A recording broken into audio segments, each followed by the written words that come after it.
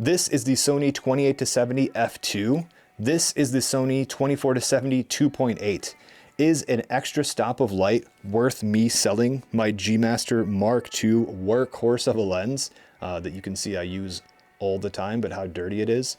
Let's do some tests and I'll tell you what I think at the end. I used both of these lenses on a recent shoot. You can check that video out. It's the previous video titled like shooting a show from a boat.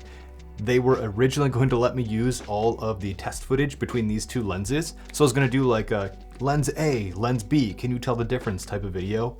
But sure enough, at the end of that shoot, they didn't want me to use any footage since the show isn't released yet. So I'm gonna shoot some test footage instead.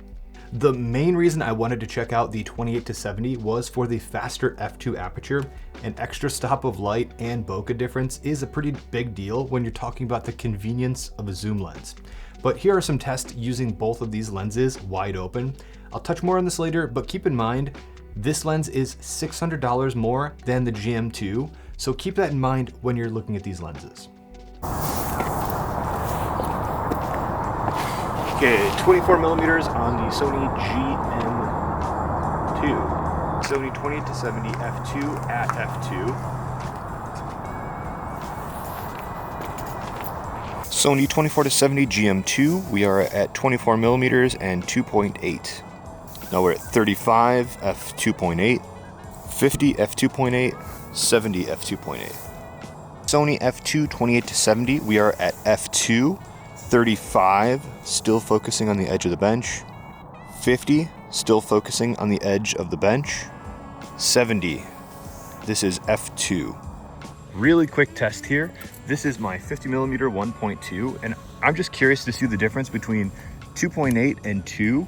This is what my bag looks like here at 2.8. Now let's go to f2. Now let's go to 1.4. And just for fun, let's go to 1.2. This is 1.2. This is 1.4. 2. 2.8. So is the difference between f2 right here and f2.8 enough to justify the price difference between the 28-70 and the 24-70? And just to illustrate if the 28-70 can replace a bag full of primes, here is f2, here is 1.4. So let's go back to f2 and 1.4. To me, the jump between f2 and f1.4 is pretty noticeable. So I don't think the 28-70 will be replacing my bag full of primes, but also it is pretty handy to have an f2 lens if you're out and just need the convenience of a zoom lens. For the focal range differences, the difference between 24 and 28 millimeters may not seem like that much, but 4 millimeters at the wide end could make all the difference if you are in a tight space.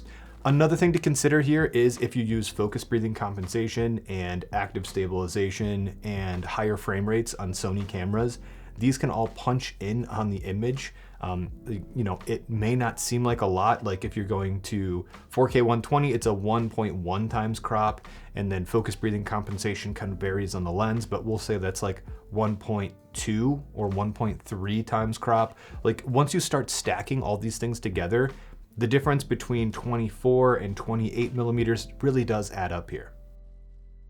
When it comes to size and filter differences, the 28-70 is 3.7 by 5.5 inches, and it weighs 2 pounds with an 86 millimeter front filter thread. The 24-70 is 3.4 by 4.7 inches. It weighs 1.5 pounds and has an 82 millimeter front filter thread. I don't mind the larger or heavier camera setup, so the additional size and weight really isn't that big of a deal for me. But for reference, the original 24-70 G Master weighed like 1.9 pounds. So if you've ever used that and you're used to that weight already, this is pretty much the weight of the 28-70.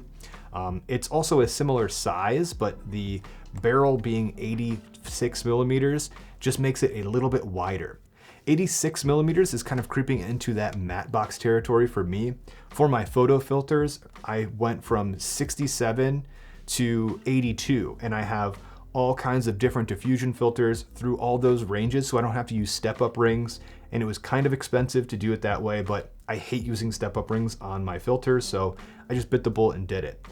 And then this lens came out, the Arls came out, and I'm slowly making a whole set of these.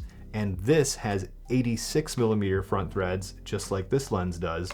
And I was thinking, okay, now is the time. If I'm making a full cinema lens set, I'm going to just invest in a matte box and proper, like, cinema ND filters and, all my glimmer glass and black pro mist and all that. So I'm slowly making that filter set.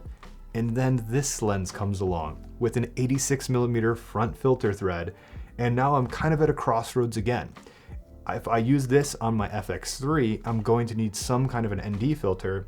And if I want this to match my other cameras, then I'm gonna have to buy more glimmer glass filters. I already own them for this lens, and I thought I paid a lot when I bought those, but 86 is even more expensive. So I know this was a very long-winded, drawn-out topic to just say, if you're going to go forward with this lens, make sure you price out filters that your other cameras will be using, and incorporate that into the overall cost of this lens. Before we get into the minimum focusing distance, I would like to thank today's video sponsor, Artlist.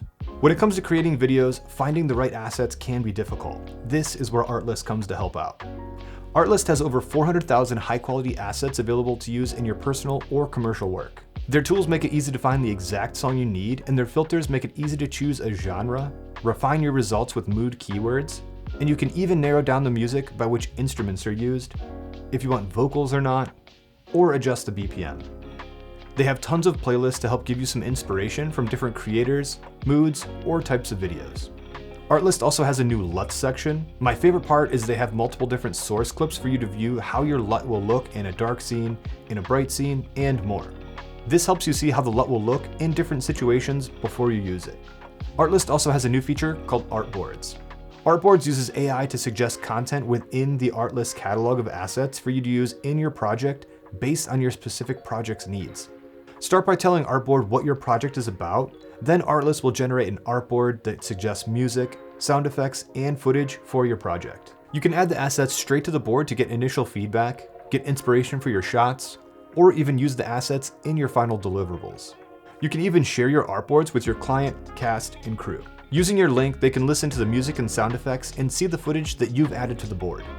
If you'd like to check out Artlist, they're offering 2 free months if you click the link in my description. Artlist has over 400,000 assets available and more are being added constantly, so you'll be sure to find exactly what you're looking for. Thank you, Artlist, for sponsoring this video. Another interesting difference between these two lenses is the minimum focusing distance. This is one issue I ran into with the 28-70. Here is a test I filmed right here to better illustrate that. To help show the difference of the minimum focusing distance of the 24-70 and the 28-70, this is 8 inches away from the sensor plane is the minimum focusing distance for the 24-70. The 28-70, however, is 13 inches away from the sensor. So this one is where I ran into some issues, and we can see, as a top-down view, the difference in minimum focusing distance. This is the minimum focusing distance for the 24-70. This is the minimum focusing distance for the 28-70 if this was on the camera right now. When it comes to sharpness with both these lenses, in my testing, I really wasn't able to tell much of a difference between these two lenses. This is where that A and B footage, I was going to make a whole video about it, but after watching it, I really struggled to find a difference unless I could tell one had more bokeh than the other. Really, if you're using these at 2.8 and above, they look very similar to me at least. When it comes to autofocus, both of these lenses are fantastic in bright and low light conditions. Both are using 4XD linear motors, and they are compatible with focus breathing compensation. So I did a couple of focus breathing tests just to be sure, and sure enough, I wasn't able to see any. Moving on to price, the 28-70 is $2,900. The 24-70 GM2, $2,300. Typically, price is one of the first things I'd mention, especially with lenses this expensive, but I wanted to wait to mention it to see, after all those tests, do you think one extra stop of light is worth $600? A slightly larger and heavier lens and giving up 4mm on the wide end? If so, you should probably save up for the 28-70. I feel like this is a buy once, cry once type of lens. If you're still on the fence, if you want the smaller, lighter, but slower GM2, this is still an exceptional lens.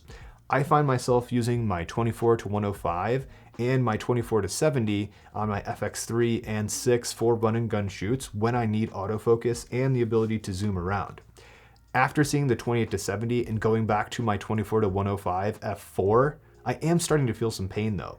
The difference between f2.8 and 2 is noticeable, but from 4 to f2 is like night and day.